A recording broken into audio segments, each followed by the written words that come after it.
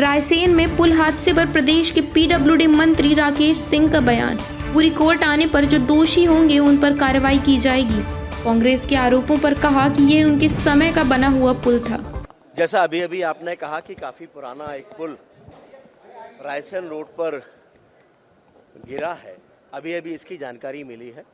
Madhya Pradesh road development corporation के अधीन वो ब्रिज है और इसकी सूचना मिलने के साथ ही मैंने एमडी से बातचीत की है। जो प्रारंभिक जानकारी आई है वो ऑलरेडी आइडेंटिफाइड था और उस पर रिपेयरिंग का काम भी चल रहा था, लेकिन इसी दौरान ये हादसा हुआ है जो निश्चित रूप से नहीं होना चाहिए था।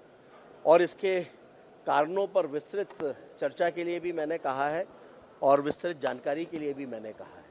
तो विस्तृत जानकारी के साथ ही आपको विस्तार से हम जानकारी दे पाएंगे इसके कारणों के बारे में। लेकिन इतना मैं जरूर कहना चाहता हूं कि इसके लिए जो भी दोषी होंगे उनके खिलाफ निश्चित रूप से कार्रवाई होगी। सही लगा रही है, इसलिए सही लगा रही है कि आखिरकार ये तो उनके ही कार्यकाल का बना हुआ पुल है। देखिए, ऐसे में ये राजनीति करना दुर्घटनाओं पर अच्छा नहीं है। ये घटनाएं नहीं होना चाहिए। अब जो उनके कालखंड के बने हुए पुल हैं उसमें भ्रष्टाचार है तो फिर बेहतर है कि वो ठीक से बता सकते हैं। लेकिन आज हमारी कोशिश है, एक तरह से ये कोशिश चल रही है कि ऐसी उन सभी चीज़ों को रोका जाए जिनके कारण से दुर्घटनाएं होती हैं, जिनके कारण से गुणवत्ता से समझौते होते हैं।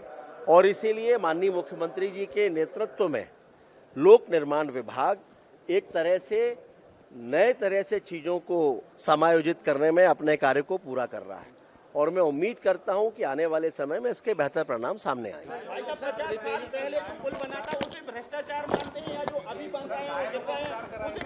देखिए, अभी जो लोग हैं उनको, जो घायल हुए थे, उनको एम्स में शिफ्ट किया गया है और उनके इलाज की पूरी व्यवस्था भी की जा रही है। 4 लोगों की जानकारी है, 2 मोटरसाइकिलें शायद गिरी थीं, उसमें 4 लोग सवार थे। उन सभी को एम्स में एडमिट करके और उनके इलाज की व्यवस्था भी की जा रही है। रिपेयरिंग का काम चल रहा था लेकिन आवागमन में उसको रोका नहीं गया था। मैंने कहा कि इसीलिए इन सारे कारणों पर जानकारी लेकर, देखिए, आवागमन रोकना भी बहुत आसान नहीं है।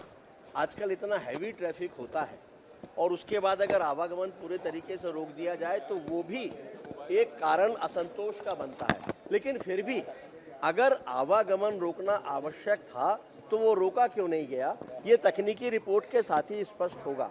और मैंने कहा इसकी जानकारी लेकर जो भी दोषी हैं उनमें से किसी को भी बख्शा नहीं जाएगा।